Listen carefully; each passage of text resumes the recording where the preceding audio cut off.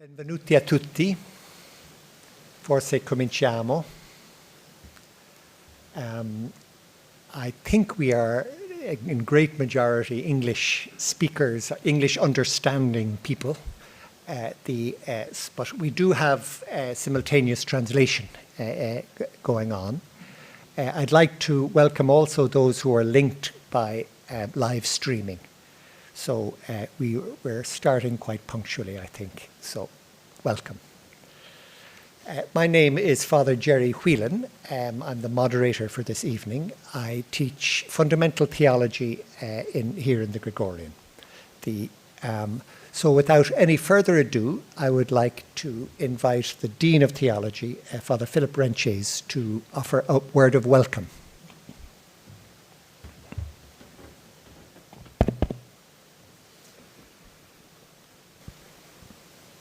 Thank you, Father Whelan. I would like to offer my sincere welcome to you all for this event, which is sponsored both by our licentiate program in comparative theology of Christian traditions and ecumenical studies, and by the Gregorian Lonergan project. Above all, I welcome our main speaker, Professor Neil Ormerod, and our illustrious respondent, Archbishop Rowan Williams, and I'm confident that we'll be in for a rich feast of theological discussion tonight. If you will allow me, I would like to make three brief comments. On Bernard Lonergan, first, on questions of ecumenism, secondly, and finally a personal comment on the theological themes being discussed here tonight. First, Bernard Lonergan. As many of you know, Bernard Lonergan was a Canadian Jesuit who was both a student here at the Gregorian in the 1930s and a professor of dogmatic theology from 1954 to 1965. He's considered by some to be the Thomas Aquinas of the 20th century, and that whatever the validity of this analogy be, we recognize that he is an important voice for us to remember and employ as we do theology at the Gregorian University. Tonight we will be hearing about Lonergan's dogmatic theology as well as his important interpreter, Robert Doran. I would like to note that Lonergan's work on method in theology seems indeed increasingly relevant for us today. We are living in times of change.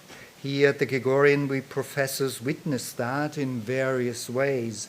The young people who come to study with us today have had different experiences from when we ourselves were students. Increasing numbers coming from the global south. And they often ask how the theology they learn at the Gregorian will relate to their lives and their cultures when they return home. Consequently, the challenge of relating our theological teaching to the lived experience of our students is increasingly felt. Lonergan's affirmation and method in theology, I quote, "When culture is conceived empirically, theology is known to be an ongoing process, and then one writes on its method," end of quote. This is truly appreciated and felt as more and more central to our theological endeavor here at the Greg.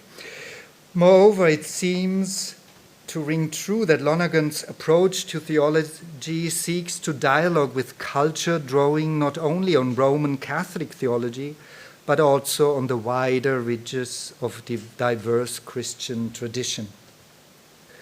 The question of the diversity of Christian religious tradition brings me to my second point, which regards the importance of doing theology ecumenically. I should declare that very close to my heart is this new specialization program, which is co-sponsoring our academic event this evening.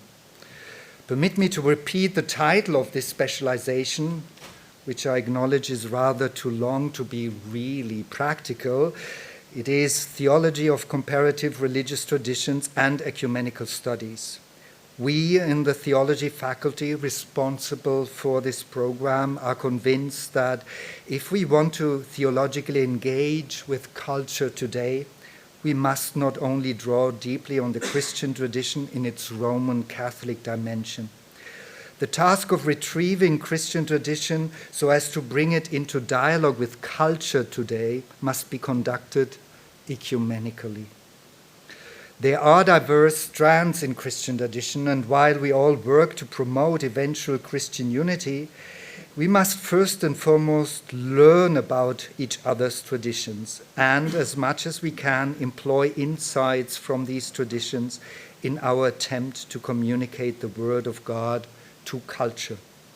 Here I'm pleased to note that Archbishop Williams is not only an Anglican responding to our Roman Catholic speaker, but he is also a world-renowned expert on the theology of the Orthodox Church, and that Professor Ormerod will be relating the very Roman Catholic thought of Lonergan and Doran to Orthodox thought. Tonight we will be having an erudite discussion involving multiple strands of Christian traditions. This brings me to my third point, a personal theological interest. I note that Professor Ormerod will be talking about how Trinitarian theology is related to the life of grace, and that he will then relate this to what Orthodox theologians have called divinization. As I pursued my doctoral studies on the Church Father Maximus Confessor, who is a key figure in divinization theology, I'm eagerly waiting to hear what Professor Ormerod has to say about such exotic topics as essence and energies of God. Finally, I take this opportunity to thank our moderator this evening, Professor Jerry Whelan. Professor Whelan, a most loyal worker within our Faculty of Theology, playing diverse administrative roles. These include being both the moderator of our licentiate in ecumenical studies and the director of the Lonergan project hosted in our faculty. Consequently, I'm now happy to hand over the running of this meeting to his most capable hands. Thank you.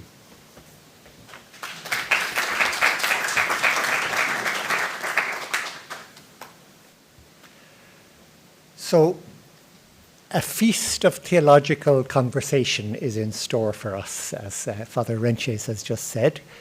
We'll have the main talk now from Professor Ormerod.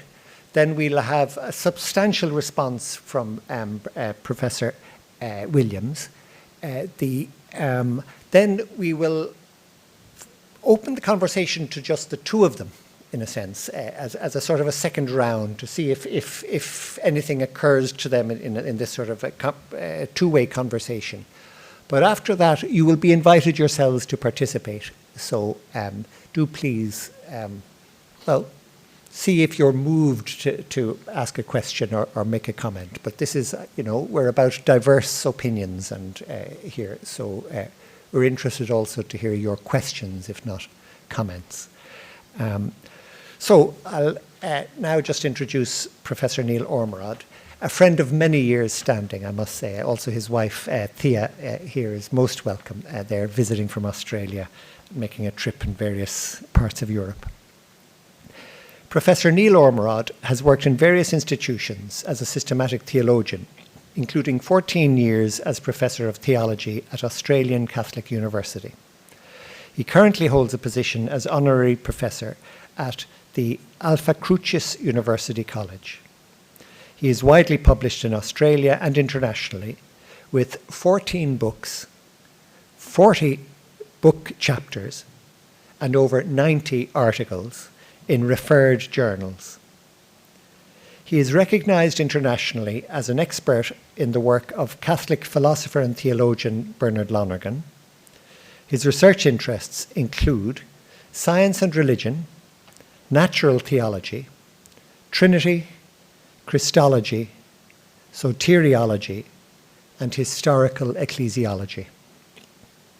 He has doctorates in pure mathematics, if you don't mind, and in theology. In 2013, he was made a Fellow of the Australian Catholic Theological Association, the first non-clerical member to be so honoured.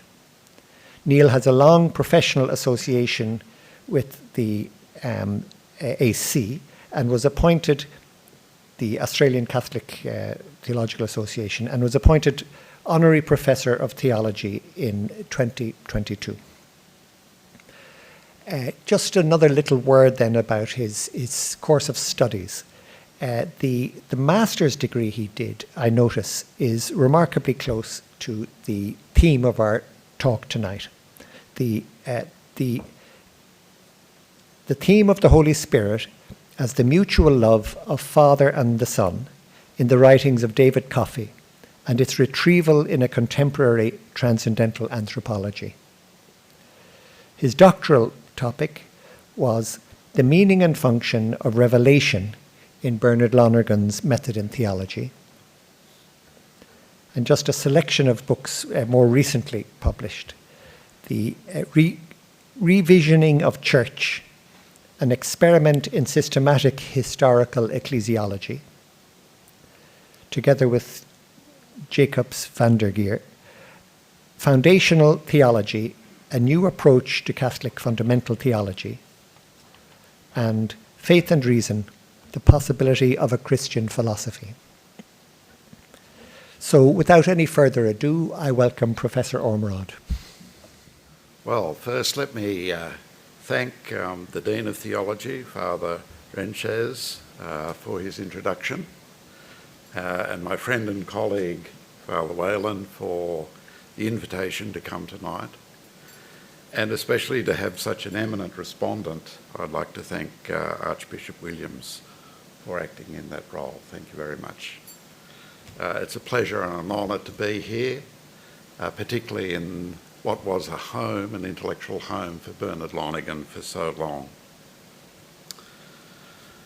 My plan for this evening's talk is to focus on one specific aspect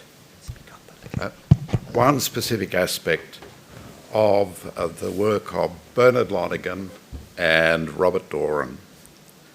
That is the transition from God in God's self to God for us. How does the triune God act in a triune fashion in creation? Lonergan, and following in his footsteps Doran, both go beyond the framework provided by Aquinas and incipient in Augustine to provide an approach that preserves the tradition but adds new possibilities for exploration. To keep within a reasonable time frame, I will focus just on one such possibility. So I begin with a brief entry into Aquinas on the question at hand, then move on to how Lonergan generalises his approach, then to one specific extension offered by Doran. I use this to suggest my own extension into a discussion of the types of holiness that we encounter.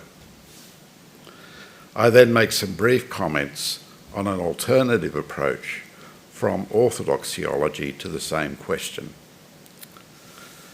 the Palamite doctrine of uncreated divine energies, on which I hope my learned respondent will be able to correct my misunderstandings. Anselm gave us a good working definition of the task of theology as faith-seeking understanding.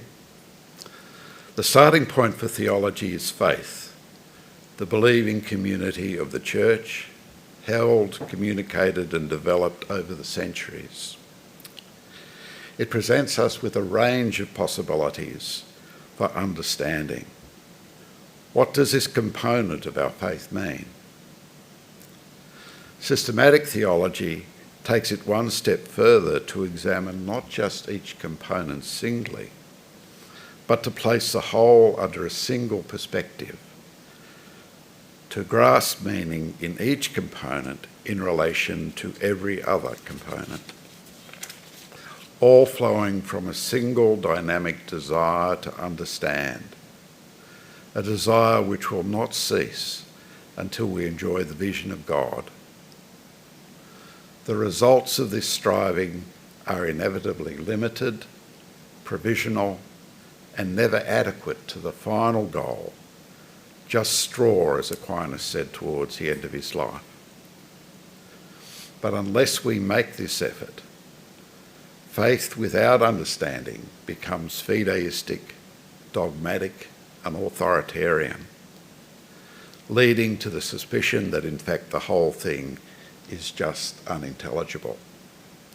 To paraphrase the prophet Hosea, "For want of understanding, my people are destroyed."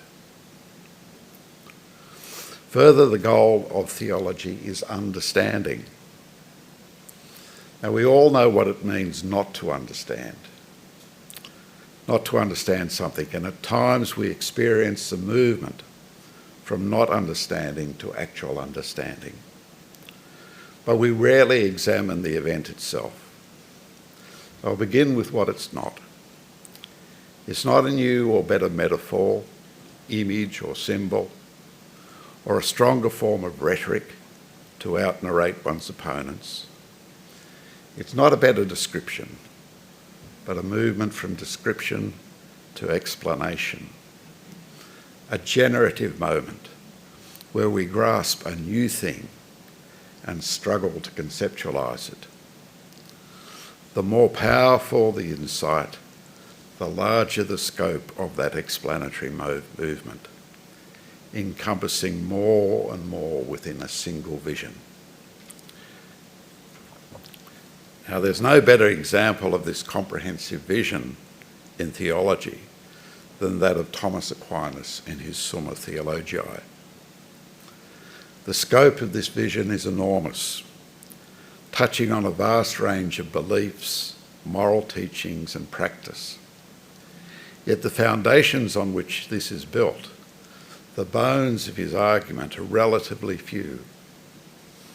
A suitably expanded Aristotelian metaphysics and ethics, a Trinitarian connection between the processions ad intra and missions ad extra of the Word and Spirit, the distinction between grace and nature. These are the tools that Aquinas brings to bear on the range of Christian beliefs and teachings. Now, I want to focus on the middle of these because they can become central to the theological explorations of Lonergan and Doran.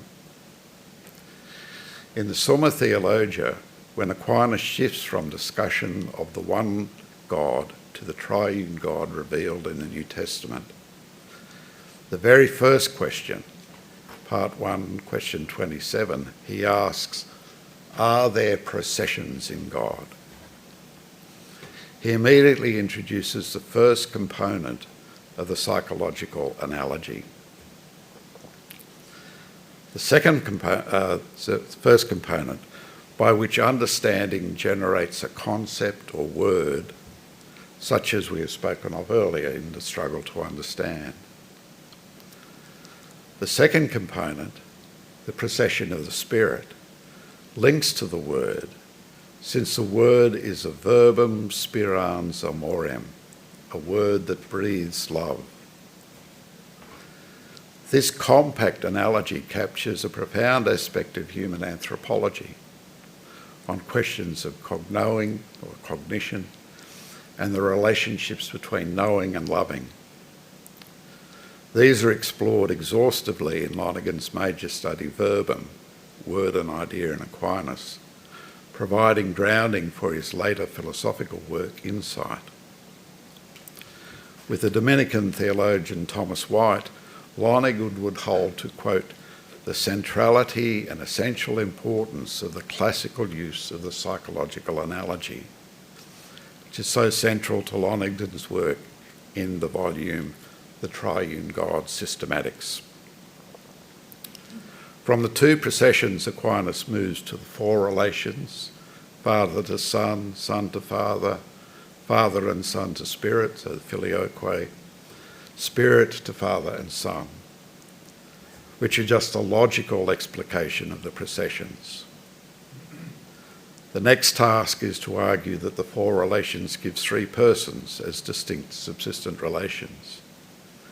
He then moves to the persons in themselves, their properties, notional acts, their equality, to conclude with an account of their missions. In contemporary literature, Aquinas is often criticised for treating the missions at the end, but it follows the logic of exposition. beginning with the least presuppositions, the processions, and unfolding a range of issues that follow from them. It is only at the end of this unfolding that he moves from God in God's self to God in relation to us. However, when he takes on the question of the missions, God for us, he goes back to the starting point of the processions. There he establishes the innate, intimate connection between the processions and the missions. The quote, "Mission signifies not only procession from a principle, but also determines the temporal term of a procession. We may say that it includes the eternal procession with the addition of a temporal effect. For the relation of a divine person to his principle must be eternal. Hence the procession may be called a twin procession, eternal and temporal. Not that there is a double relation to the principle, but a double term, temporal and eternal.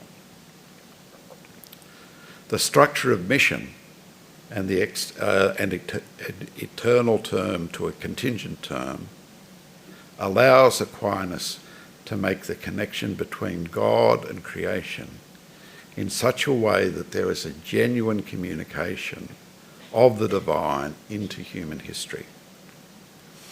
Both the incarnation and grace involve a temporal created contingent term to a procession of the Word and a procession of the Spirit. The created term allows us to say that Jesus of Nazareth truly is the second person of the Trinity, and that the Spirit truly dwells in the heart of the justified. Now we come to Bernard Lonergan.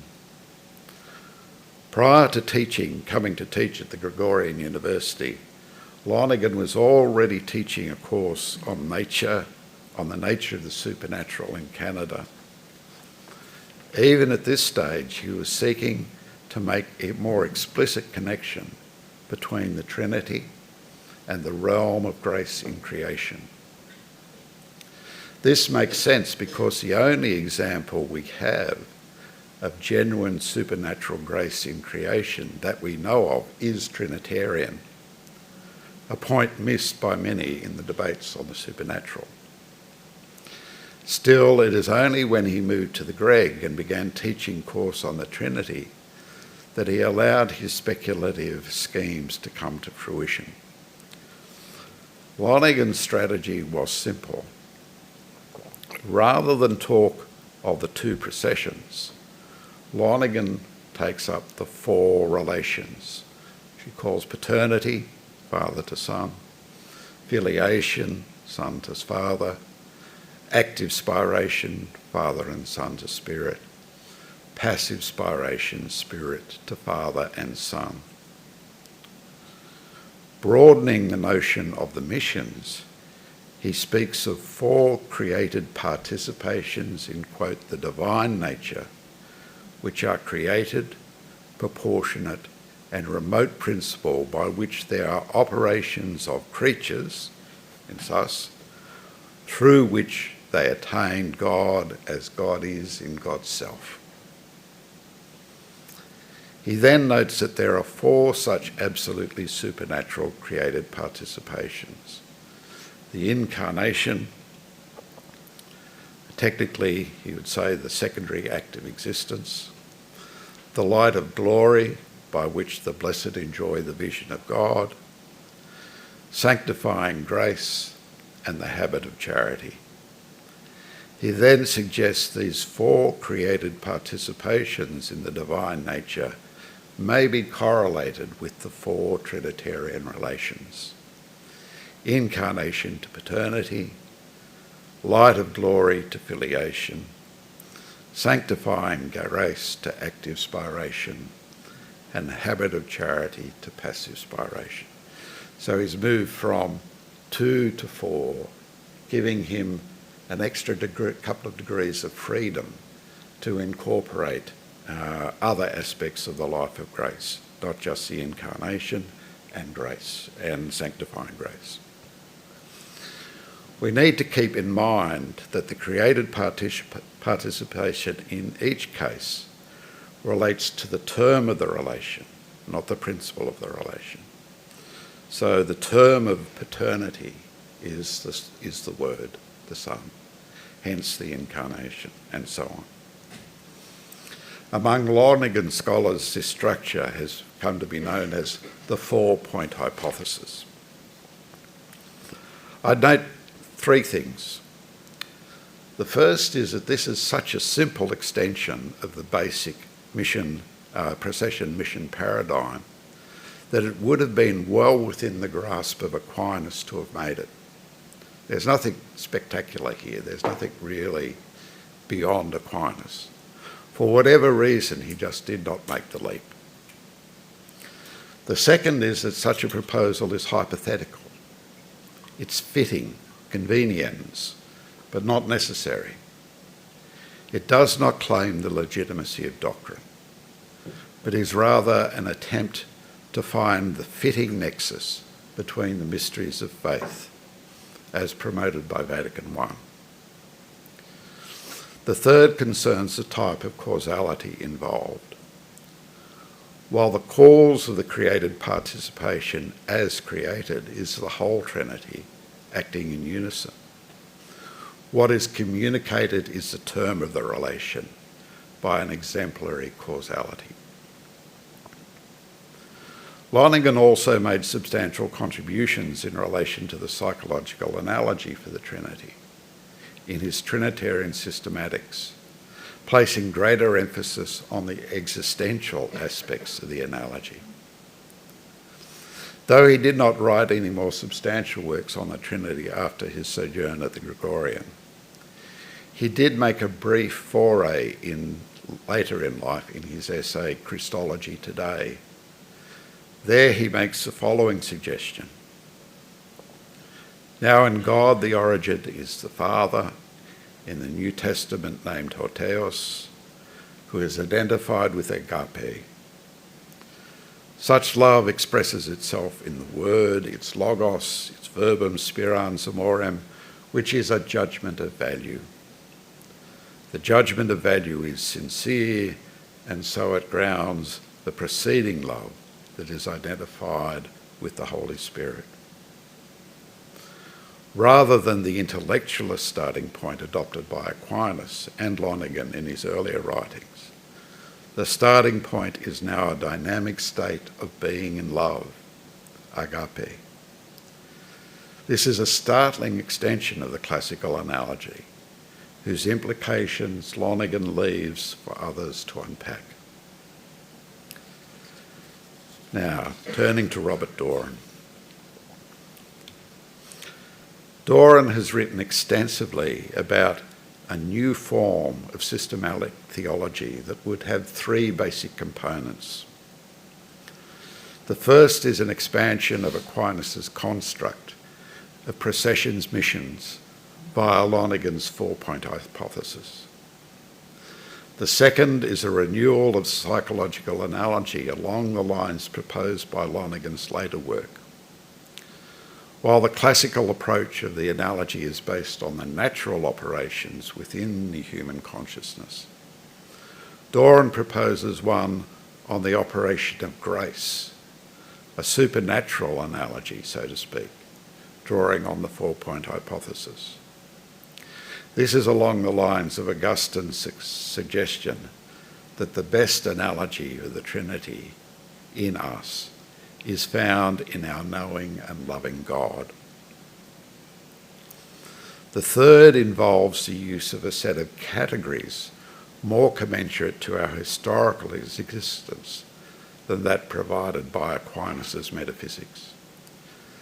This was a burden of his major work, Theology and the Dialectics of History. There, Doran takes an element of Lonergan's account of the structure of human values, what Lonergan refers to as a normative scale of values, to create a comprehensive way of thinking about social and cultural change. Using this framework, he sought to develop a Trinitarian theology of history, which was published in 3 volumes, the 3rd volume posthumously. One which would take seriously the social and historical constitution of human living.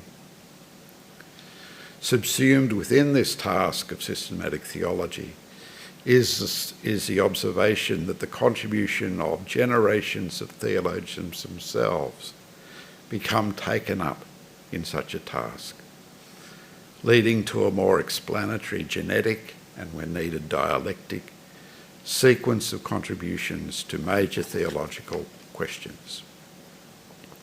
Doran suggests that such a sequence is at work in relation to Augustine, Aquinas and Lonergan on the psychological analogy. Now, it would be impossible to go into detail, especially on the 3rd component, Doran's book, Theology and the Dialectics of History, which is over 700 pages.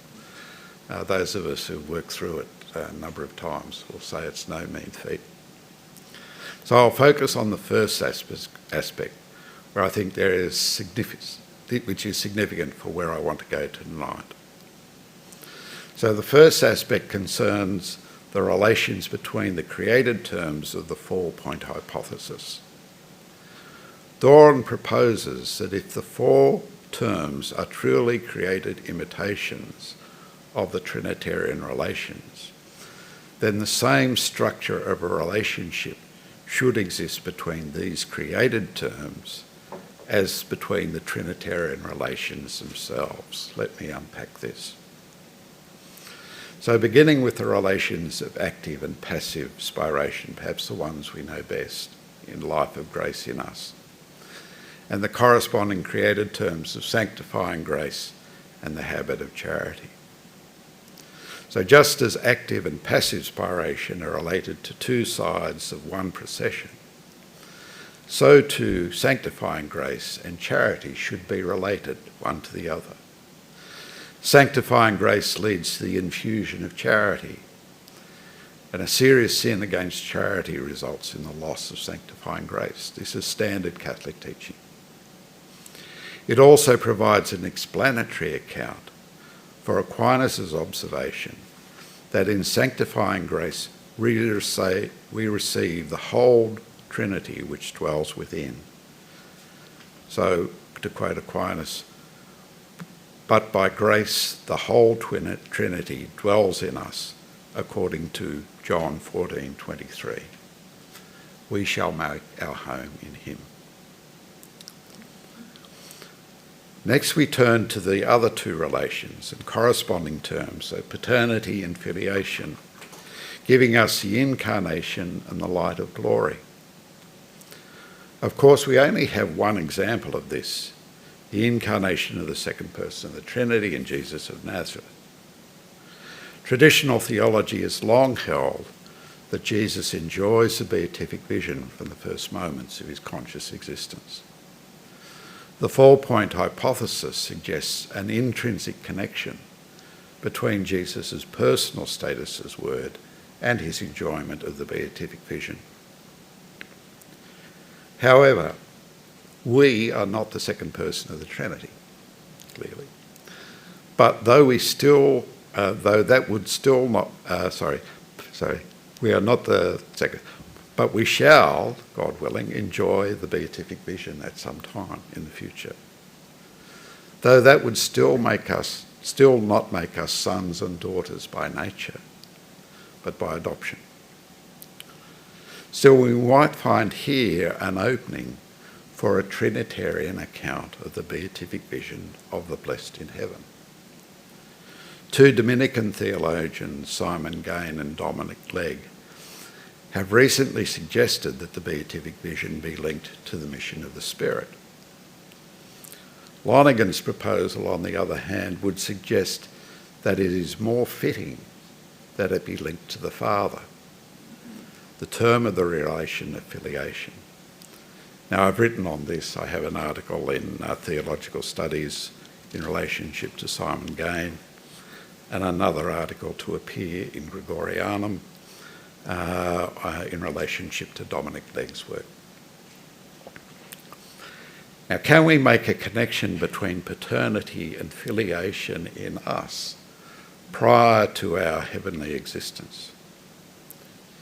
Here, Doran suggests that the appropriate connection be made through the theological virtues of faith, formed by charity, and hope. While the term of paternity in us is not the secondary act of existence, which would make our whole existence out of the divine word, Doran proposes that faith is such a term in us.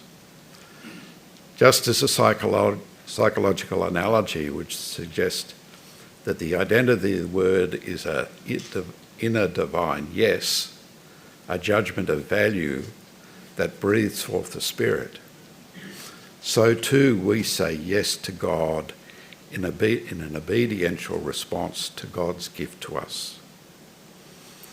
In a similar way, we do not enjoy the beatific vision in our earthly sojourn, but our heart burns with hope for our heavenly home, to be joined to the Father.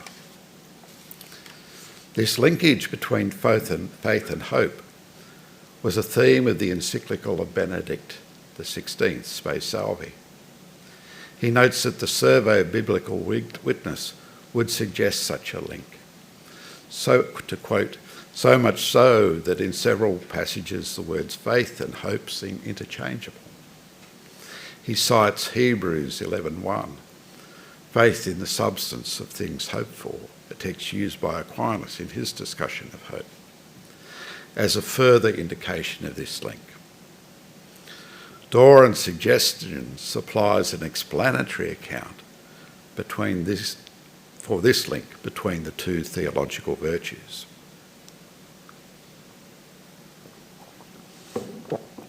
As far as I know, this approach by Doran is unique in providing a Trinitarian account of the theological virtues of faith, hope and charity.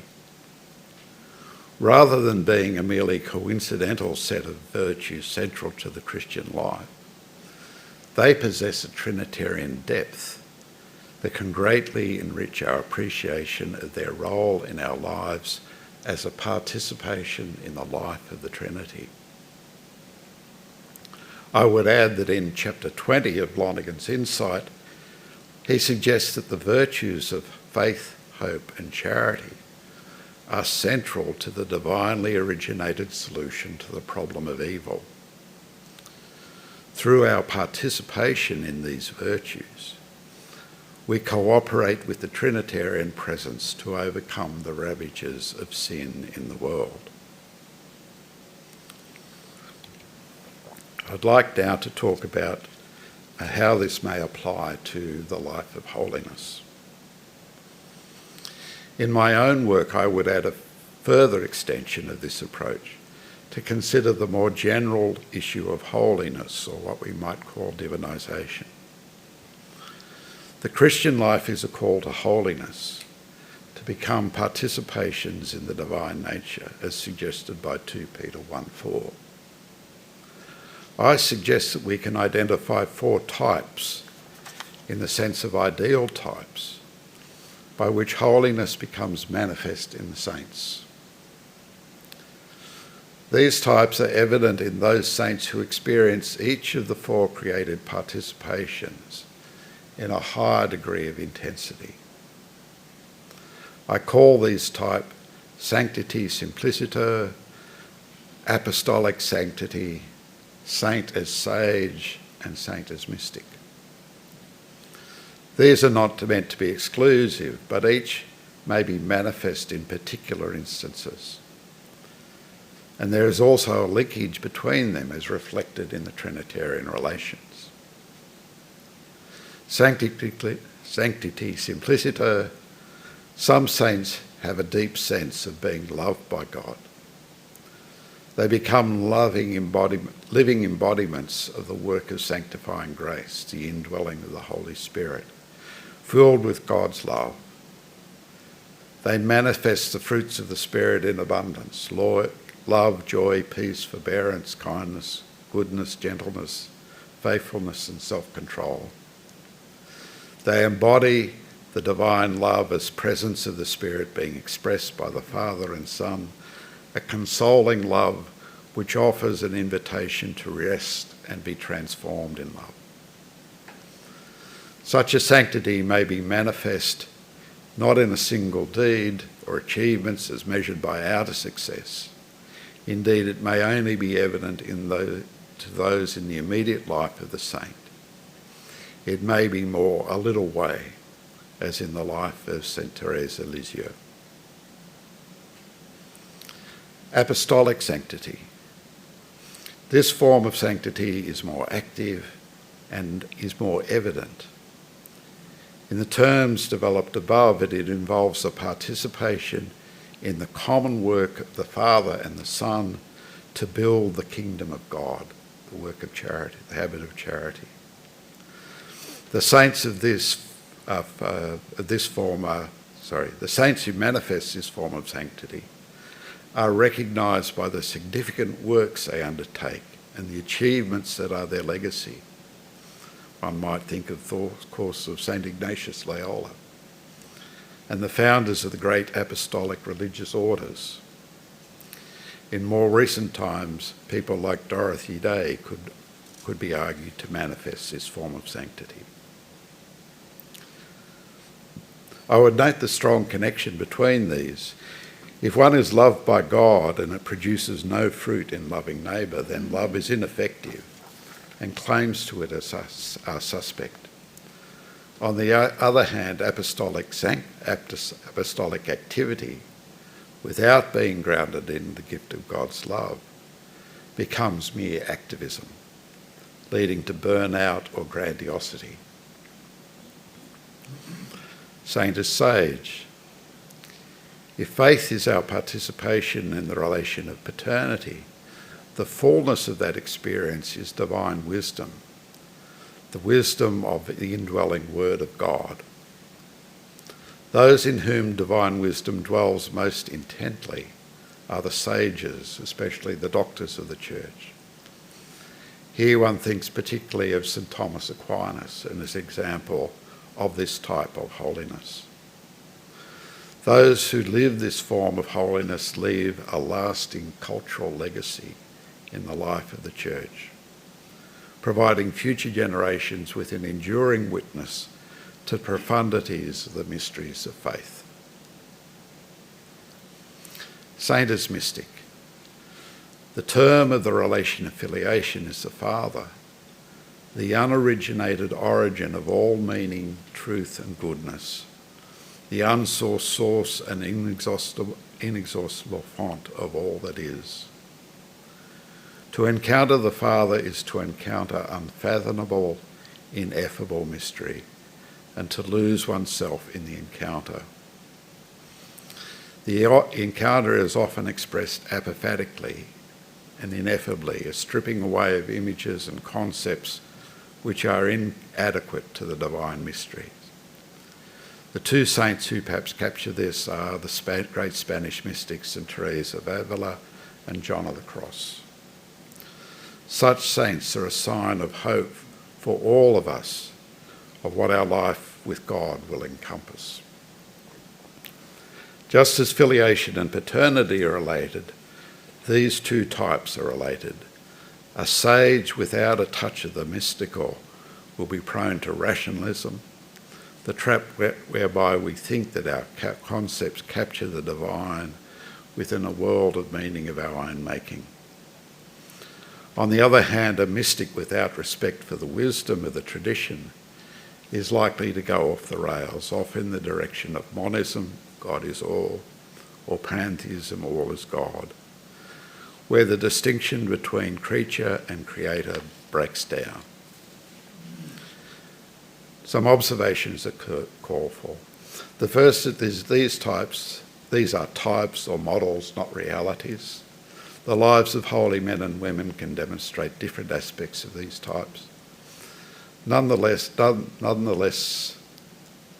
personal disposition and providential opportunities can shape the direction of a life more in one direction or another, so that the empirical reality of sanctity may well cluster around one of these four types. while respecting the diversity and individuality among the saints, it is also possible to question about the common cause of their sanctity, that is, their participation in divine life. In that sense, the models, which are built on the four-point hypothesis, constitute an a priori construct or upper blade for organising the empirical data, whose adequacy then needs to be tested against that data.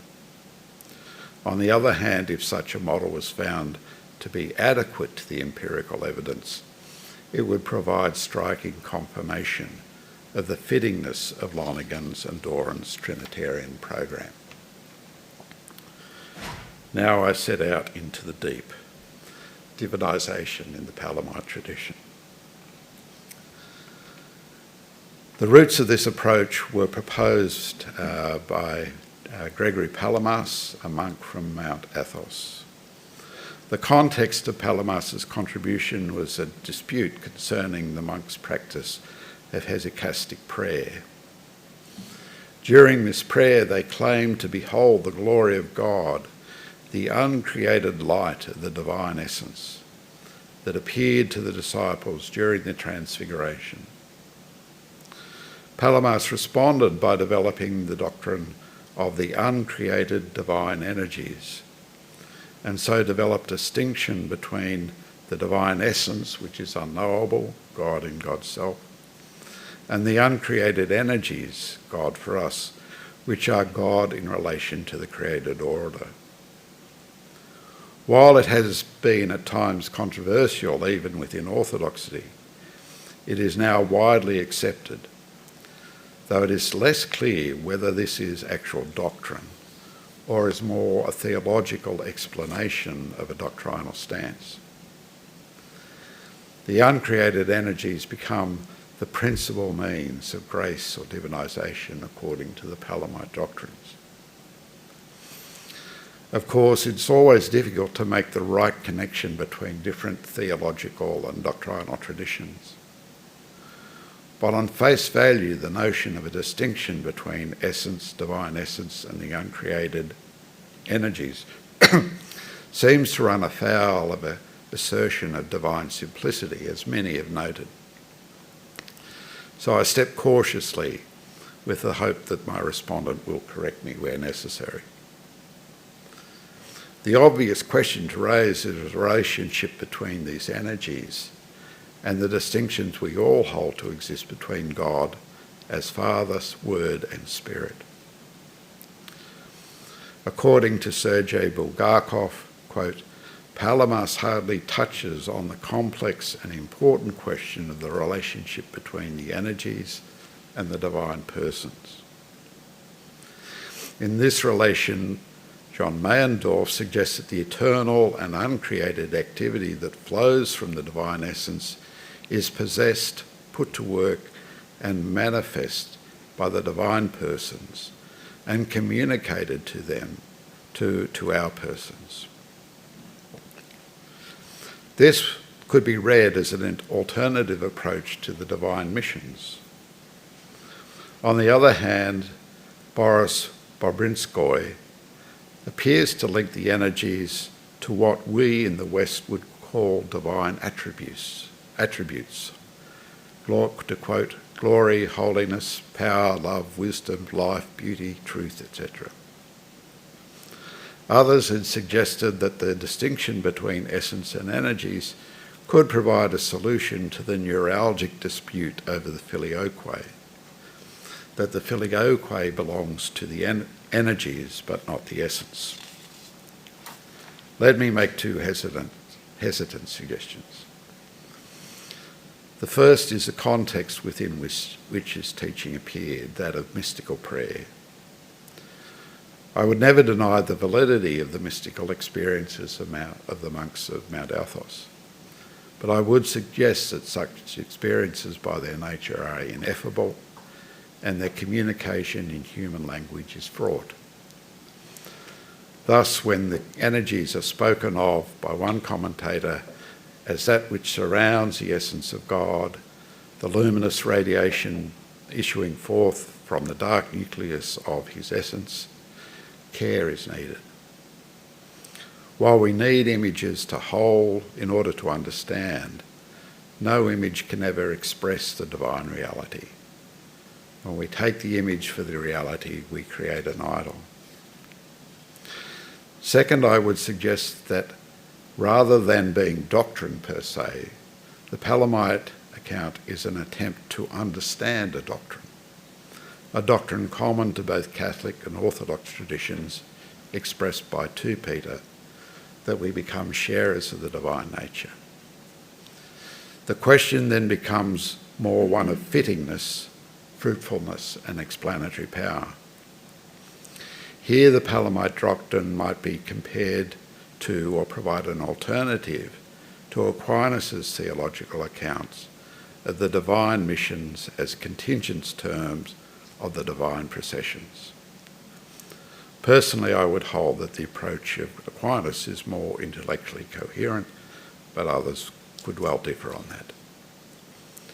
However, both approaches lack the explanatory scope of that proposed by Lonergan and Doran. By expanding the vision of the 2 processions to the 4 relations, Lonergan makes previously unrecognised connections that others have not been able to make.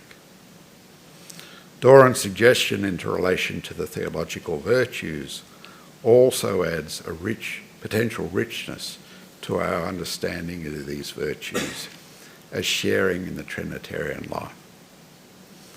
There are further aspects in Christology, the beatific vision, and interreligious dialogue that can also be fruitfully explored using this approach. This approach seeks to fulfil the goal of theology expressed in Vatican I. Now, reason does indeed, when it seeks persistently, piously, and soberly, achieve by God's gift some understanding, and that most profitable of the mysteries, whether by analogy from what is known naturally, or from the connection of these mysteries with one another and with the final end of humanity. And that's where I'll end. Thank you very much for your time and attention.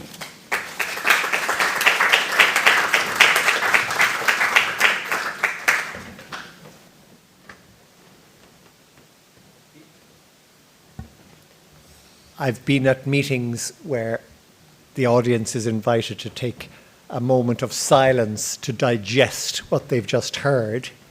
And I think there might be a lot of digesting to be done in what we've just heard.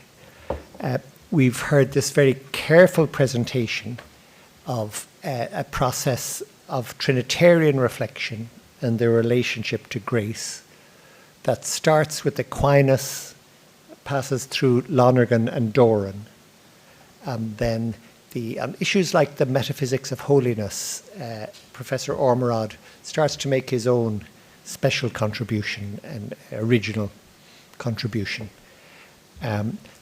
Finally, without claiming expertise, he addresses this. There's some obvious connection between divinization and the kind of Trinitarian understanding of grace and virtue that Doran is proposing.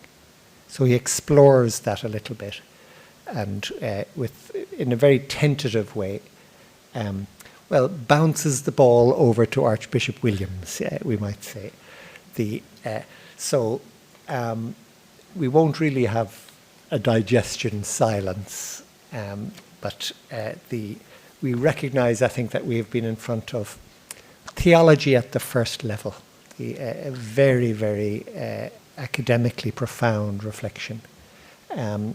If we start in a very intellectual way, emphasising, reason, with Thomas Aquinas, for example, there really was a move to something more existential as we talk about the stress on agape love in the later Lonergan, and the way that Doran talks about the affectivity and these 4 levels of holiness. There's a great deal of affect involved.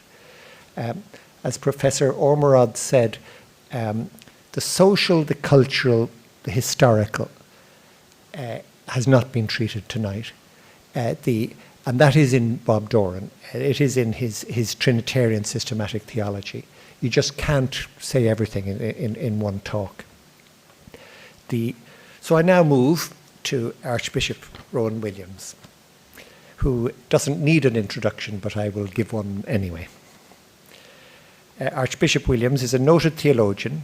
He was the 104th Archbishop of Canterbury from 2002 to 2012. He was also Archbishop of the Church of Wales. Williams was born into a Welsh-speaking family.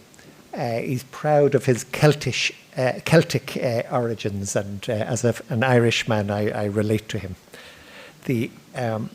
He's a poet. We'll mention there's a poetic Celtic streak in Archbishop Williams. He entered Christ's College, Cambridge, where he earned a bachelor's and master's degree in theology. He then was awarded a doctorate in philosophy and theology by Wadham College, Oxford, in 1975. After teaching at the College of the Resurrection, Mirfield, he held a series of academic and ecclesiastical appointments, culminating in his professorship of divinity at Oxford from 1986 to 1992. Just thinking of the Roman Catholic angle a little bit, Archbishop Williams attended John Paul II's funeral in 2005, the first Archbishop of Canterbury since the 16th century ever to do such a thing. He also attended the installation of Pope Benedict XVI. He's a Fellow of the British Academy since 1990. Publications, of course, too vast to mention here, but to give some taste of the wide spread of them. Let me start with his unpublished doctoral work, the Theology of Vladimir Nikolaevich Lossky, an exposition and critique. There's another publication here listed, a book that is in Russian Cyrillic, so I don't know how to read it, but it's a Russian translation, and I do know that a Russian was telling me how very fluent Archbishop Williams is in the Russian language. I will return to some of his theological publications, but we just note a series of poetry books, Headwaters, poems by Rowan Williams, the Remembering Jerusalem, After Silent Centuries, as just titles of 3 books.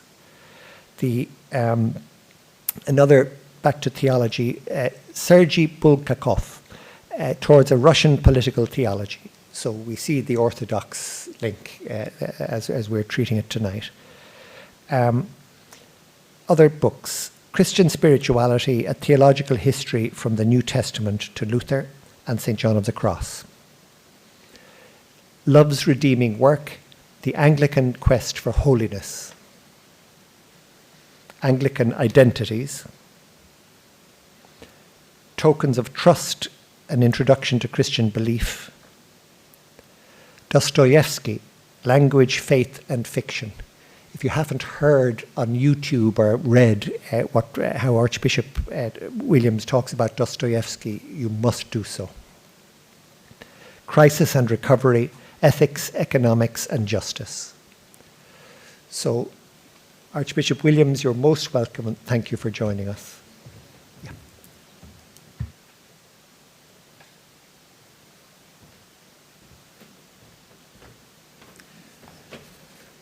Thank you very much indeed for that introduction, and thank you for the opportunity of taking part in this discussion this afternoon. I'm very happy indeed and very privileged to be able to respond to this intriguing paper. And what I'll do is not so much offer a paragraph-by-paragraph commentary on it, you'll be glad to know, but simply to pick out a few themes which seem to me to be worth further exploration and further clarification as we think about the very fundamental question with which Professor Ormerod began, which, as I understood it, is how are we to do proper justice to the idea that God in relation to the world and God in action within the world is the Trinitarian God? How are we to speak of God pro nobis, ad extra, in a way which does full justice to God's Trinitarian character. Because there is a strand in 20th century theology which has said that one of the weaknesses of Western Trinitarian theology in recent centuries has been that because of its understandable and strong emphasis on the indivisibility of God's works ad extra, we end up somewhat draining the Trinitarian work of God of its specificity, its fullness. We end up with the doctrine of the Trinity, which is unduly formal and abstract. We know we have to say that God is Father, Son, and Holy Spirit, but we don't quite know why in relation to the work of grace in us. So I hope I've understood the fundamental nature of that question. In what sense do we speak of grace in Trinitarian terms? It seems to me that one of the answers which underlies a great deal of what we've heard about already this afternoon is very simply this. The term of grace is always filiation. God's grace is always directed towards the formation in us of the likeness of the eternal Word and the adoption of human creatures into the status of children of God in the eternal Son. And it seems to me that this is one way of gathering up a great deal of what has been said about grace and about sanctity. There are indeed varieties of holy lives, and the typology we've been presented with is a very fruitful and a very suggestive one. But I think that if we do want to hold things together there, we would have to say that in each of those types of sanctity, what essentially we're looking at is various ways of realizing riothesia, as the New Testament would put it, our adoption as children.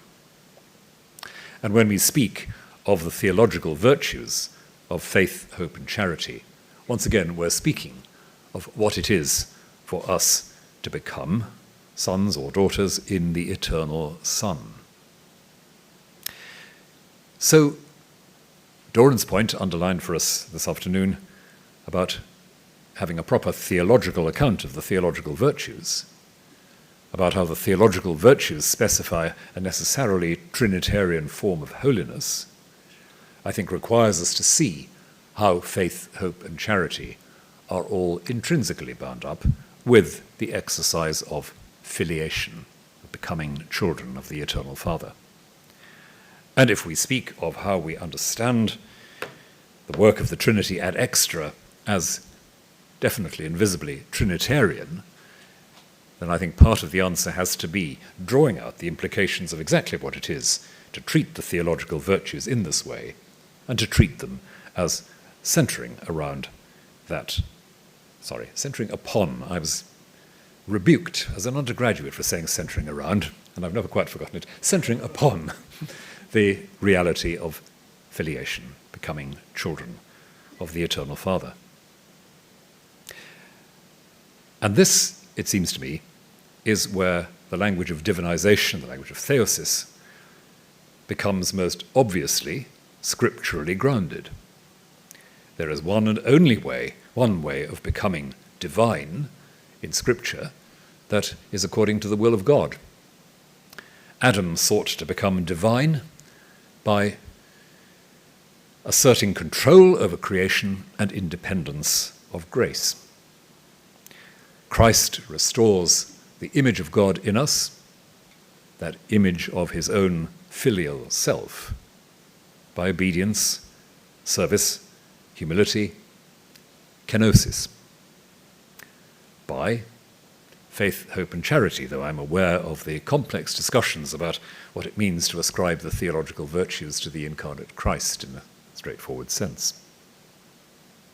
Nonetheless, it seems to me that is the fundamental shape of any doctrine of the Trinitarian character of God's involvement in the created order. God's processions, moving out into God's missions, are the way in which the specific task of divinizing human beings according to the likeness of the eternal Son will take place. And this is where, picking up the allusion to the hesychast tradition and to the theory of essence and energies, this is where I rather share Professor Ormerod's misgivings, if again I hear him correctly, about the Palamite scheme. Misgivings which have been expressed by Orthodox theologians as well.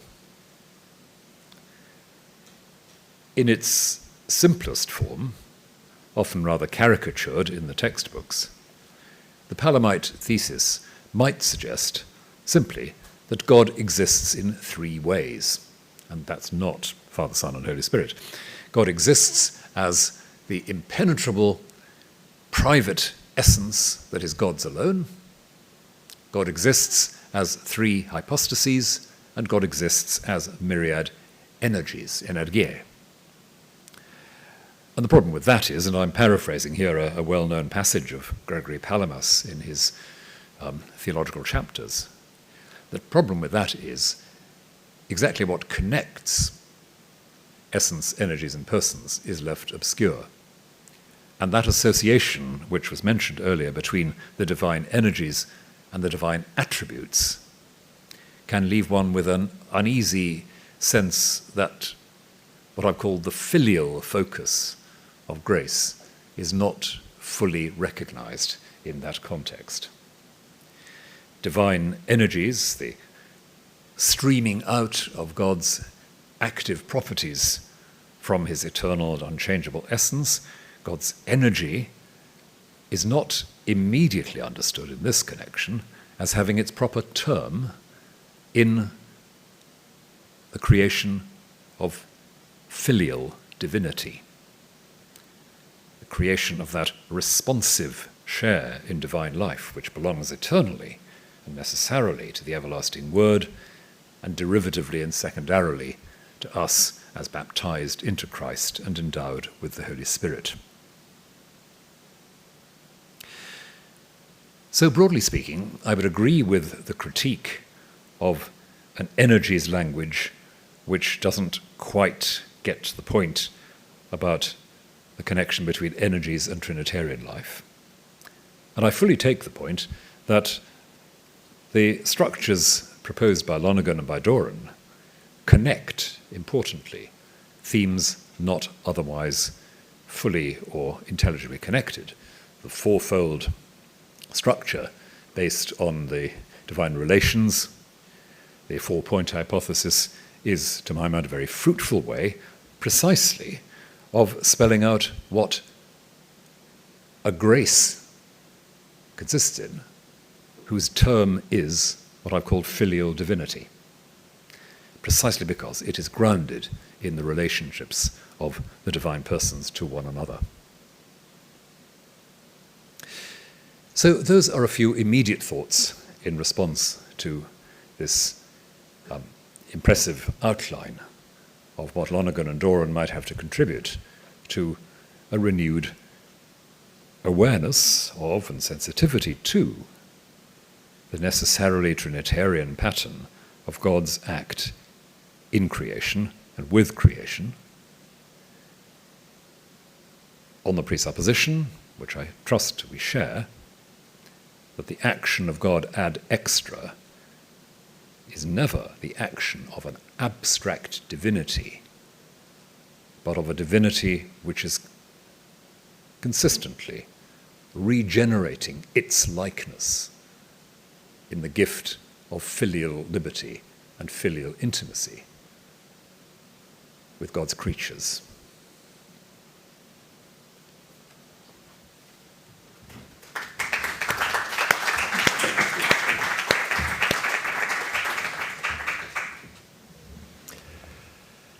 Thank you very much, Archbishop Williams. Professor Ormerod, if you'd have anything immediate that you might like to say.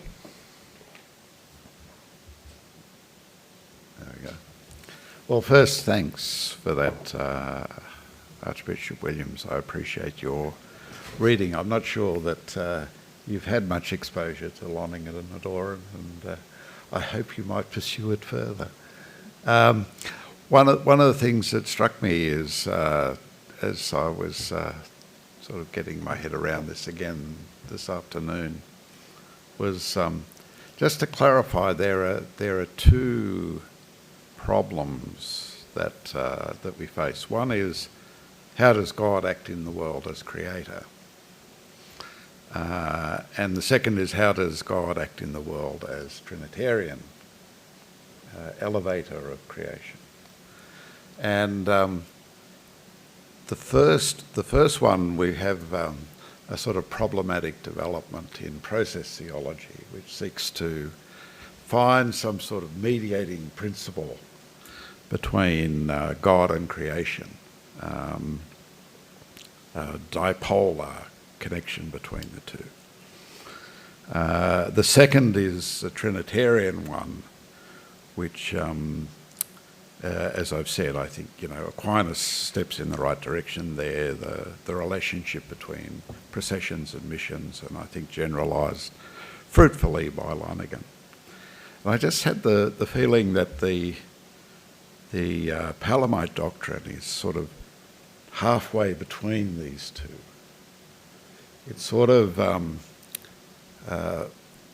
is trying to find a mediating principle between creation and God, so these uncreated energies. In a way not dissimilar to what process is trying to do, but then while maintaining the orthodoxy of a Trinitarian account. So I just felt that was something I was sort of, again, reflecting on it this afternoon. There's a sort of halfway house there that again, I don't find intellectually satisfying, but I can understand why people might be attracted to it. The second, I enjoyed your emphasis too on filiation, that in the end we're called to be sons and daughters with the Son, and that is our ultimate destiny and our ultimate fulfilment, which we all long for in hope. So thank you for that. Thank you. Is this? Yes. Yes, it is. Good. Thank you. Just a couple of thoughts in response to that immediately. And also to say, no, it's a while since I've read Lonergan at length, but I do remember working through his little treatise on grace and freedom when I was beginning my own researches, and can say that it had a lasting effect in clarifying some of those issues in approaching the Eastern Christian issues, which you've touched on here. One of the regular Eastern Christian criticisms of scholastic theology is that it doesn't have an adequate doctrine of uncreated grace. I found Lonergan's discussion of this very helpful in clarifying my sense that that was not an adequate account of a Thomist view. But that's by the way. Yes, the halfway house problem. It's a great temptation to understand the transcendence of God as if it meant that God is a very long way off. Because halfway houses make sense when you've got a distance to cover. If you have a God whose difference from the world, whose transcendence, is understood first and foremost in terms of distance, you have the issue which generates these, I think, pseudo-solutions. Just as in pre-Nicene theology, the logos of God was precisely a halfway house between what you might call full-fat God, God unqualified, and the sort of dwindling away divine presence, moving down to creation where it didn't really matter very much at all. And that is fundamentally based on a mistake, a completely wrong characterization of what transcendence means. And if there's one slogan which I think ought to be generated by a Christian cosmology, it's difference is not distance. God does not have a problem getting from where God is to where we are.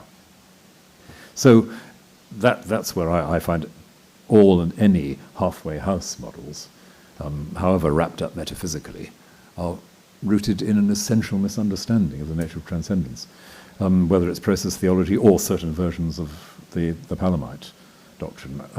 The process scheme seems to me finally to fall into the opposite problem of having no intelligible doctrine of transcendence at all, but that's another story. Thanks for that, because I've said the same thing to my students often enough, that once you think of transcendence as distance, you think, how is God close to us? Whereas the real question is, if you ask, how are we close to God? And we are in God's heart all the time. So there's no distance. But as long as we use the categories of space and time to try and conceptualise the divine and the relationship between God and creation, we will fall into problems.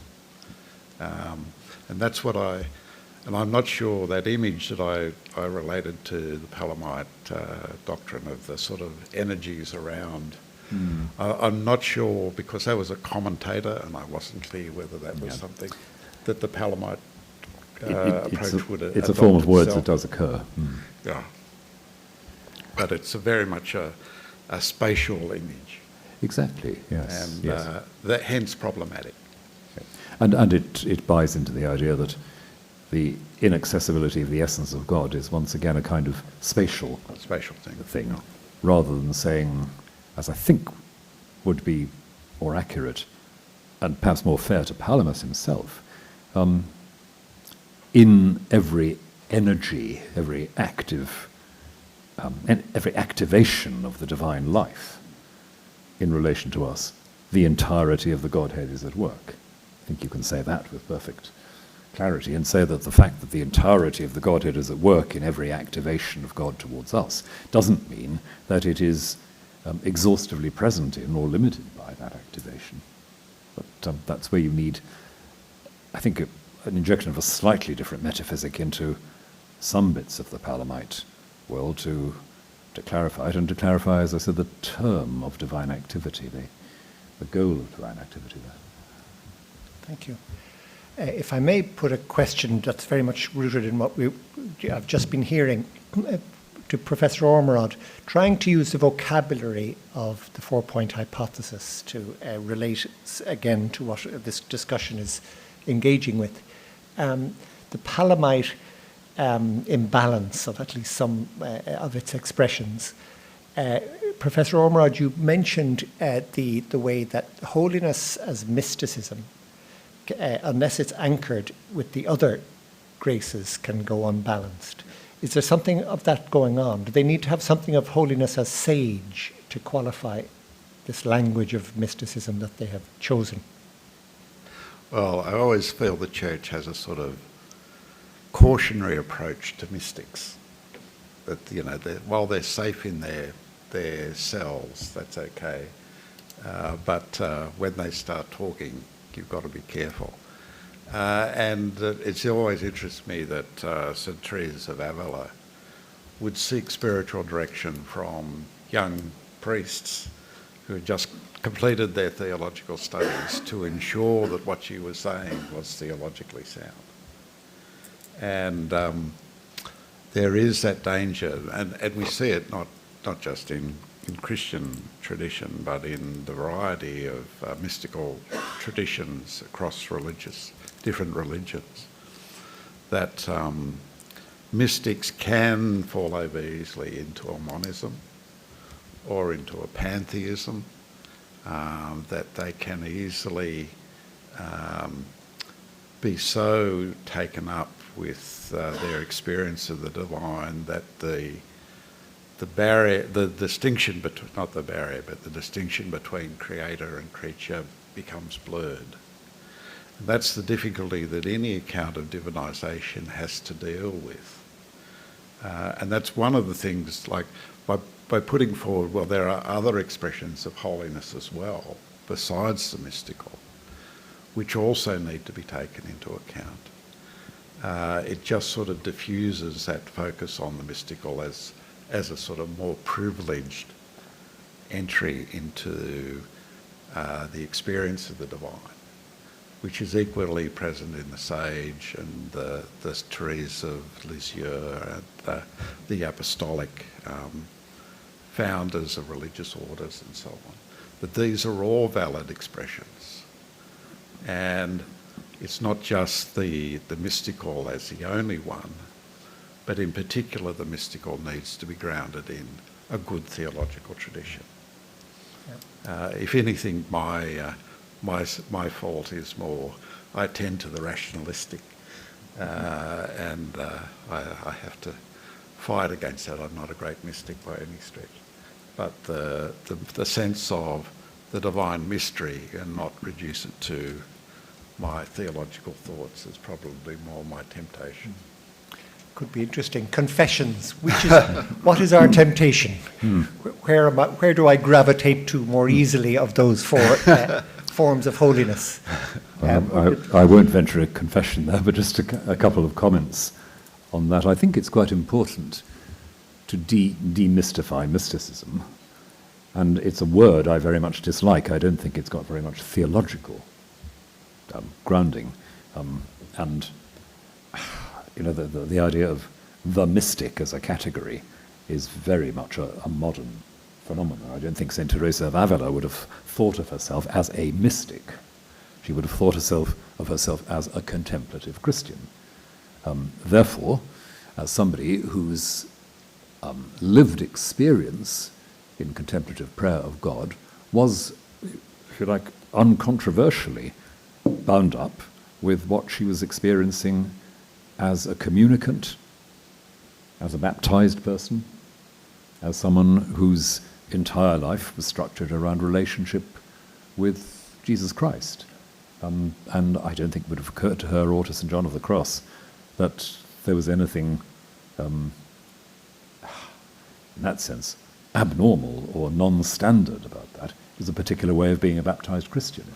And the trouble is, because we've got into a muddle over religious phenomenology over the centuries, and we've sometimes been rather seduced by the oddity and extraordinariness of some accounts of contemplative experience, we've created this odd category of the mystic. And I actually found somebody's book a year or so ago describing the author as a mystic. And I thought, for goodness sake, who makes that sort of decision? Who on earth would describe themselves as a mystic? Something very odd going on there. But that's one of the things that comes to mind. But again, it's all part of the sense that the entire business of sanctity is simply the manifestation in different forms of the one fundamental form of adherence to and intimacy with the gift of the Father in the Son and through the Spirit. And I think what in the great classics like Teresa and John and I suppose de Caussade and others, one thing that really does help is the notion that the contemplative in that setting is always being educated by, formed by, a reality which is radically not under their control. You can't slip over into a purely undifferentiated monism on that basis. There is always that with which you have to do, which is reshaping you as you go on. And that's, I think, a key thing about an authentic spirituality. I am suitably chastened. Oh, no, I'm We all not. are. We should all be chastened when we're talking about holiness, I think. Well, Yeah. So, questions, comments?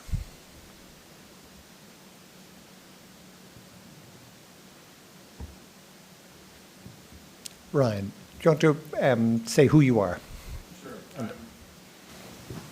My name is Ryan McMillan. I'm a second-year licentiate student in dogmatic theology. I actually just finished my thesis on Lonergan and Doran, the psychological analogy. My question is perhaps a little bit more historical in a sense, the genesis of the hypothesis. It's my understanding that out of all of the 25 or so volumes of Lonergan's works, the hypothesis shows up in two places. One in an early place on the Course on Grace, and then in his Trinitarian systematics, and then never again.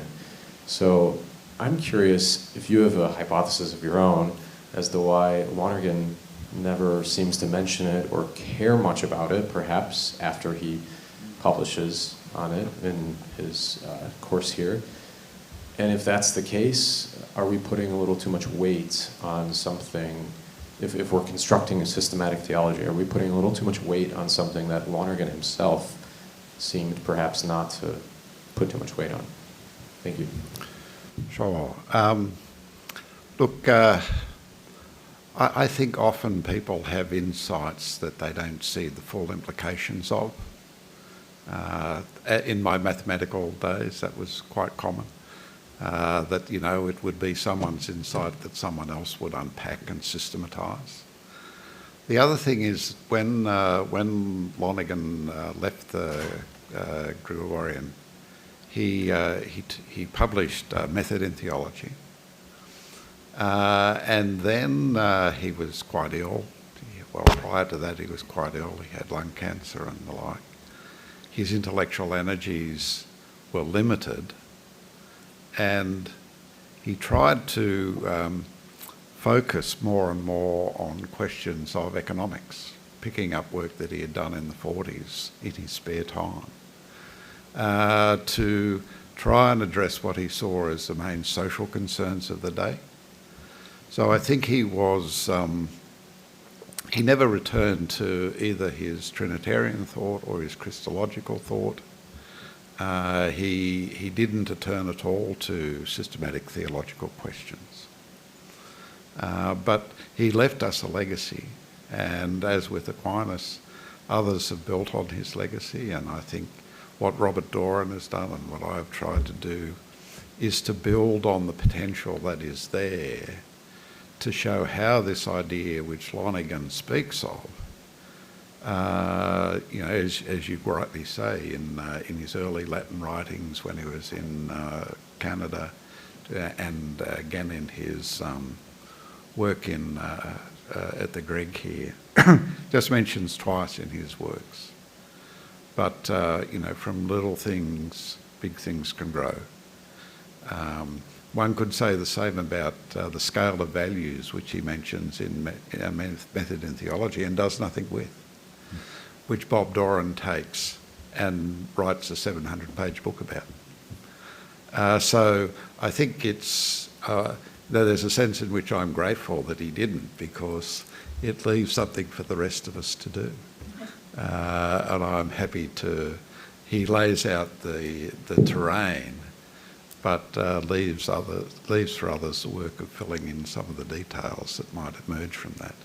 So, you know, I think his interests shifted more to questions of method and then to the pressing social issues around economics. And it was only in that brief essay in Christology Today where he returns back to the Trinitarian question. And again, he doesn't mention the hypothesis there, but he does work on the psychological analogy. So, yeah. Thank you.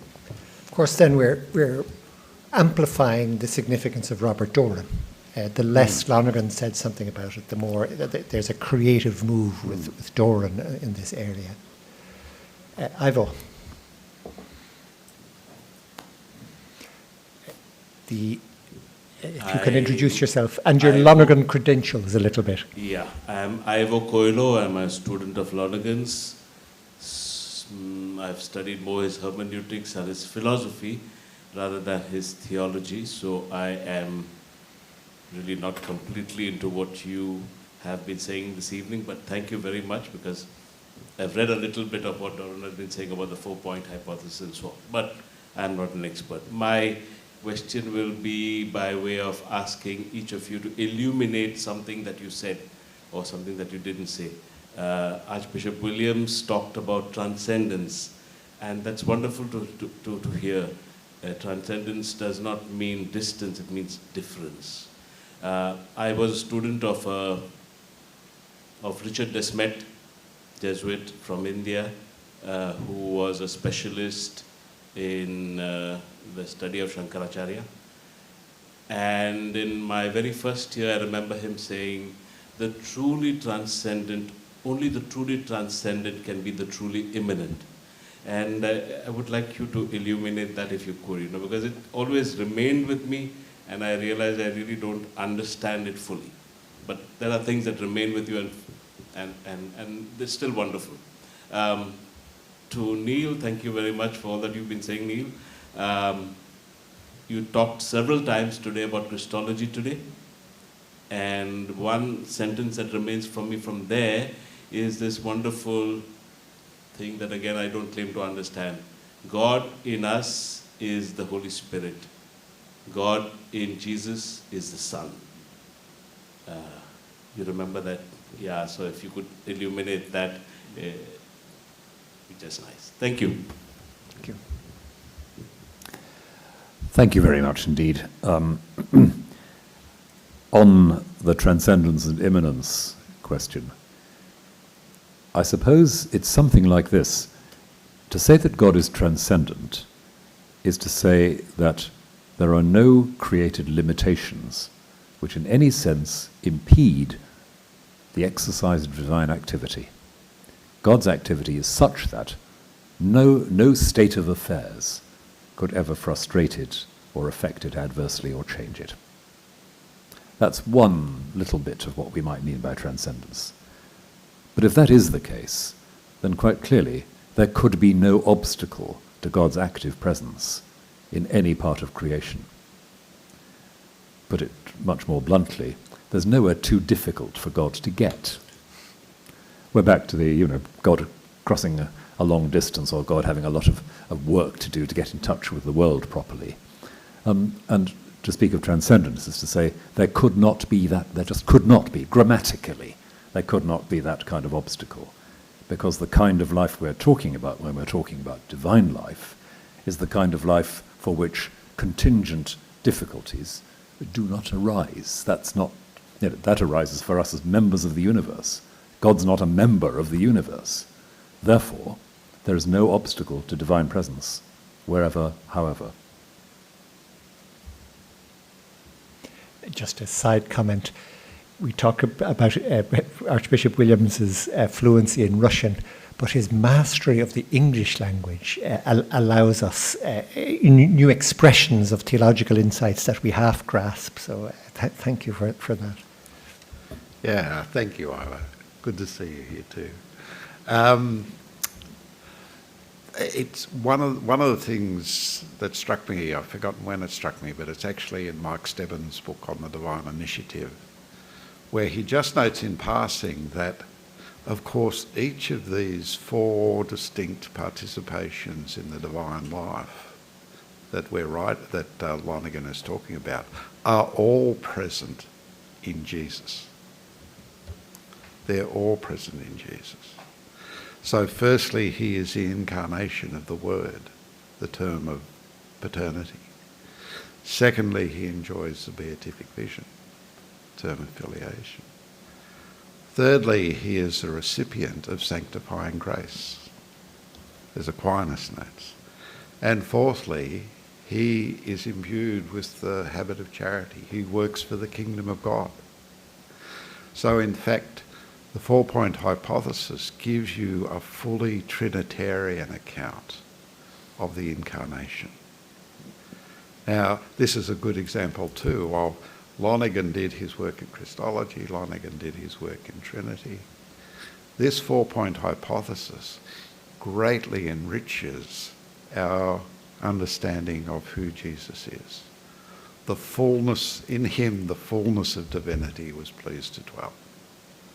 So all these four different communications of the divine nature at work in Jesus He's full of the Spirit, so you have a Spirit Christology. He works for the kingdom. And he is the Son. He is the divine Son, the one who is loved by God. And he is the one who reveals the Father through his divine experience of the beatific vision. So that's, as I say, it enriches our understanding, and it provides a good basis for a Spirit Christology in a fairly natural sort of way, I think. So, you could now divide your Christological thesis into 4 components, each of which are expressions of these 4 Trinitarian participations. Is that... Thank you. Yeah. I have written on that article in Theological Studies.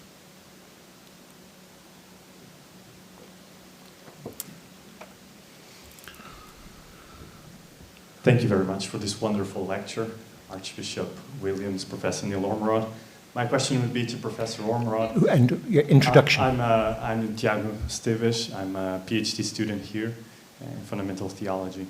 So my question would be, how would you relate your own proposal of a metaphysics of holiness with Lonergan's proposal of a threefold conversion, religious, moral, and intellectual, if you think there is any possible or reasonable connection? Thank you. That's an interesting question I hadn't thought about, I must say. But in a sense, each of these are the fruits of religious conversion. Each of these are different aspects of religious conversion, I think. I don't know that they relate necessarily to the moral. Though, in a sense, the moral is the habit of charity and all its implications in terms of loving neighbour.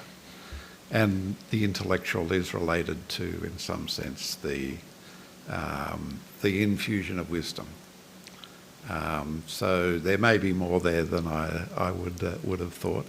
But that's an interesting thing, and you might like to pursue that in your in your own studies. Thank you. Might I just add a word to that? Agreeing very much with what's just been said, but it seems to me that the theme that runs through when we're talking about the different conversions in Lonergan, and as we look at it more broadly in terms of ethics and spirituality, it's what could be called the conversion to the real.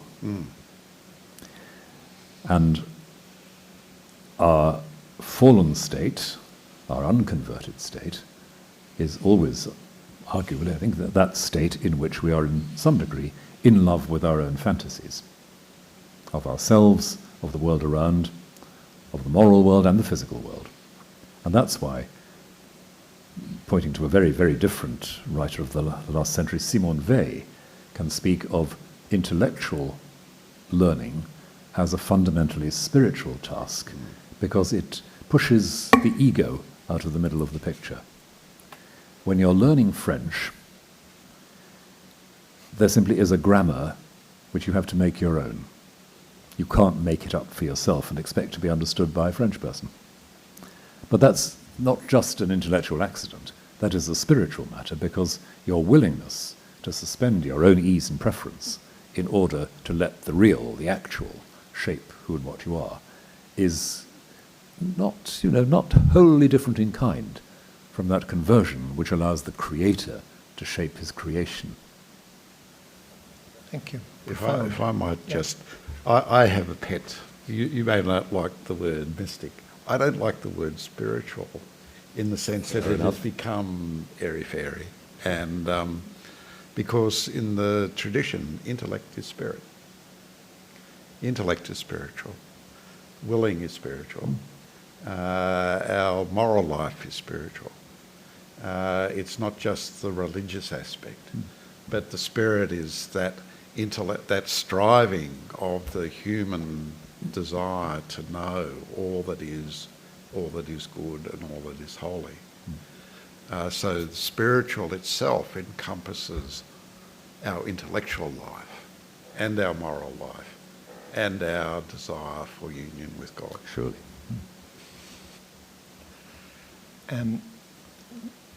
Great. Question over here.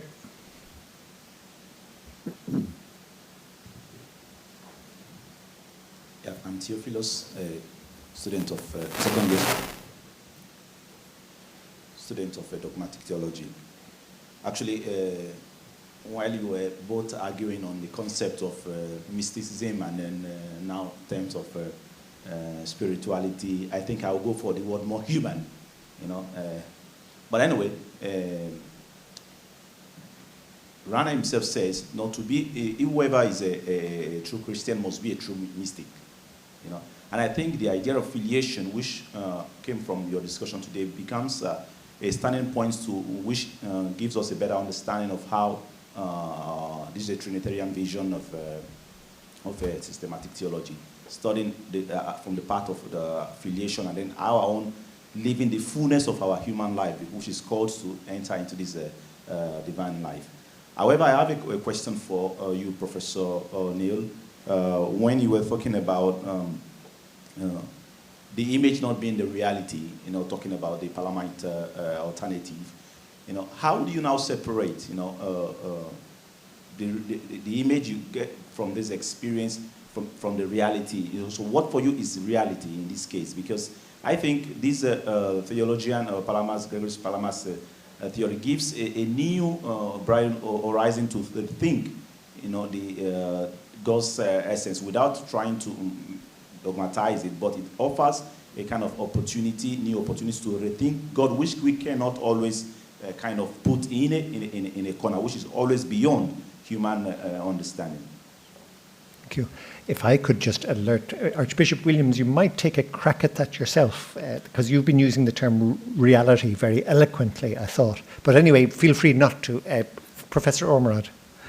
Yeah, look, images are clearly important, but, and this is at the heart of Lonergan's epistemology, is that we move from image to understanding. And the image provides us with the basis for that, but understanding goes beyond it. So if all we manage to do is manipulate images and symbols and not move to an understanding, which in some sense is an act of transcendence from those images, we're not really depthing the reality, because in the end the reality is intelligible, not just imaginary. It's an intelligible reality. As Lonergan would say, an insight being is known through understanding and judgment. So it's, while we are dependent on images for our understanding, again, that's Aquinas, understanding itself goes beyond. Now,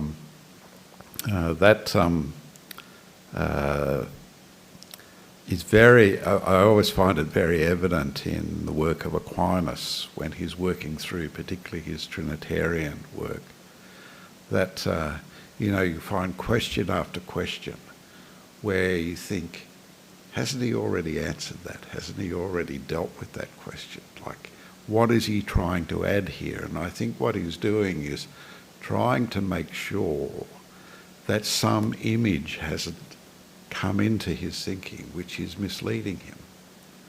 And so he's refining and refining what he's saying to ensure that he hasn't been misled by his imagination in dealing with the mystery of the divine.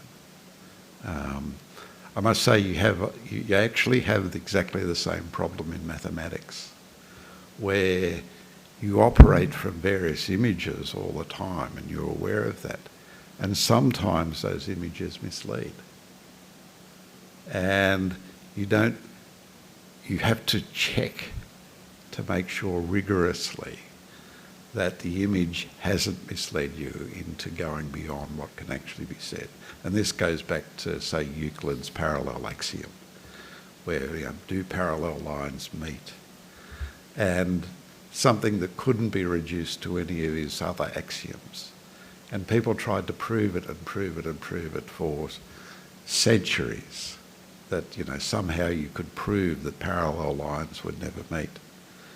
Until someone came along and said, hang on, there are other forms of geometry where that doesn't happen. We don't need this. It's an actually independent axiom. So we are misled by our imaginations to think that way. And I think the same in theology. We need to be careful with our images and symbols to make sure that the image hasn't begun to dominate and replace our actual understanding. Thank you. Yes, you could say that in one way, theology itself arises from the critique of images. Yeah. The New Testament is full of images. The first 3 centuries of the Christian Church, a lot of time was spent disentangling those images and sorting out the possibly misleading implications of taking certain images without sufficient critique. So I think there's always a to and fro here. The task of theology is not to deny images, but certainly to test them, to probe them, to see, if I can take an image from John Henry Newman here, to see if, when you're climbing the rock, you can put your weight on it. And that's partly how the theological enterprise evolves. But in terms of the real, actually that's one of the ways in which this comes through, that theology is a subject in which you can make mistakes, because there is a God about whom you can tell the truth. We only know about making mistakes when we know that we can tell the truth. And so to speak of the real is to speak of something to which we are answerable, we're accountable, we are responsible for reflecting as truthfully as we can. And that's a task for which we need the guidance of the Spirit. We need a discernment that is not just imagination, not just what happens to make us feel better. And that's why theology is such a potentially turbulent as well as exhilarating study, and why it's also a study that dispossesses us, that takes away, not images, but idols at the end of the day. And the difficult point is the point at which the image becomes an idol, the image becomes something which stands in for the real. I mean, it's one of my pet concerns that a lot of theology today is satisfied with metaphor and image and doesn't actually break through to understanding. And rather than understanding, it is a satisfying flow of image and affect, which can be very moving. But afterwards, if you ask people, what did you understand? They didn't understand. They are carried by a feeling, an affect, which is, and I'm not underplaying the importance of affectivity, but I do think the task of a theologian, not just a communicator, but a theologian, is to move to understanding. Because that quote from Hosea that I sort of adopted, without understanding my people starve. And and I always say to my theological students when I had them, it's not that everyone has to have this understanding, but if no one has this understanding, then we're sunk. We can't communicate. We can't communicate what we believe faithfully if no one understands. And it is a task of the theologian to understand. I can see Ivo is nodding his head there. Thank you. Prabina, at the back. We have had an underrepresentation of women so far. Thank you very much to both the speakers, and it's very stimulating theologically, and I just beg to differ with Professor Neil about the... A word of self-introduction. Yeah, okay. I'm Prabina. I'm a Loreto sister. I'm a first-year dogmatic PhD student. Because I come from India, and I've been trained in Indian philosophy. You know, like we use a lot of imageries. We use a lot of symbols while theologizing. So about the professor, what you're sharing about, there is, I think it's about framework, you know, which framework you're working on. Because when you come from a different framework of understanding, for me personally, I understand more the imagery and symbol. I think being a woman also, not that I don't understand the speculations and all those logical things, I can put it together. But when I find the imagery unfolds more, you know, for different cultures, for different, that's one thing I just immediately felt to share. And another thing, when the metaphysical sanctity was presented, the one thing came in my mind is, again, categorizing the sanctity. And I'm thinking, to categorize in all these things, is it helpful? And I think Archbishop brought it about the mystics. Who decides, kind of sanctity?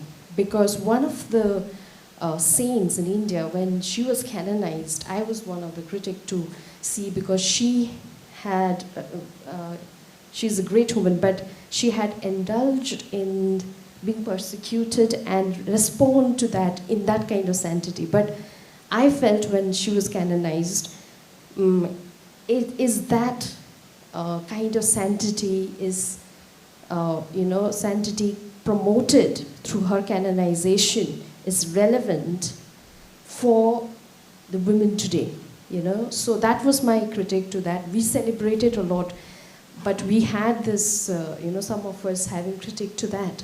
So when that was shared and when Archbishop brought in, I felt, okay, this is what. But on the whole, I'm really, really enriched with your presentation and Lonergan's 4 hypotheses. I've just begun my research on Lonergan and bending towards public theology. So I have this blend of two. One is Lonergan's ontological Christology and blending towards how public theology could emerge from there. So I felt this presentation was super for my own research, and thank you very much.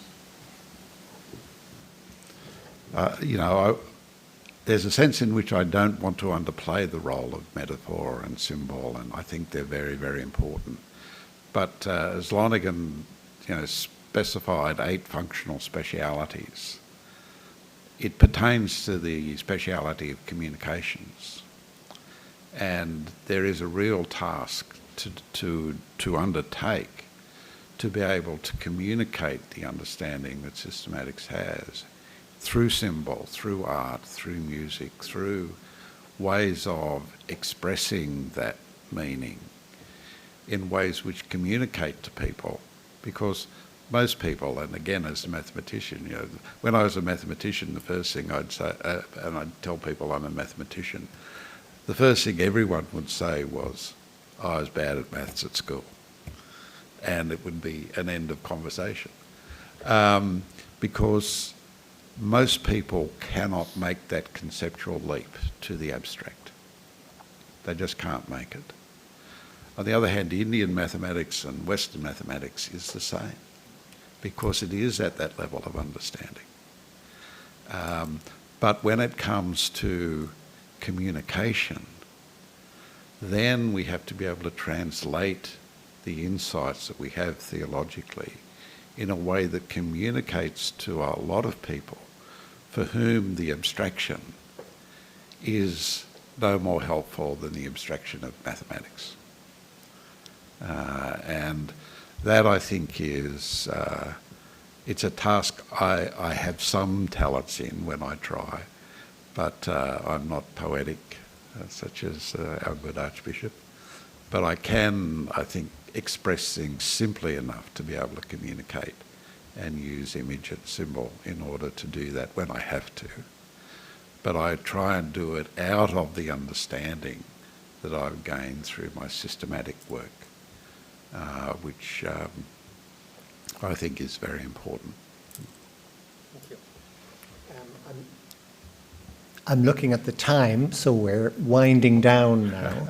If Archbishop would think of having any sort of concluding word in a moment, or not, feel free. I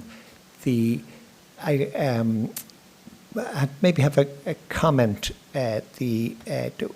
Will comment theologically and then a practical point to make.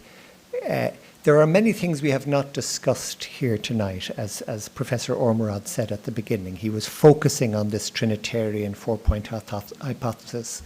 Prabina, towards the end, started introducing other issues that Doran also speaks about, in an interaction with liberation theology, for example, questions of inculturation, also the preferential option for the poor and grace.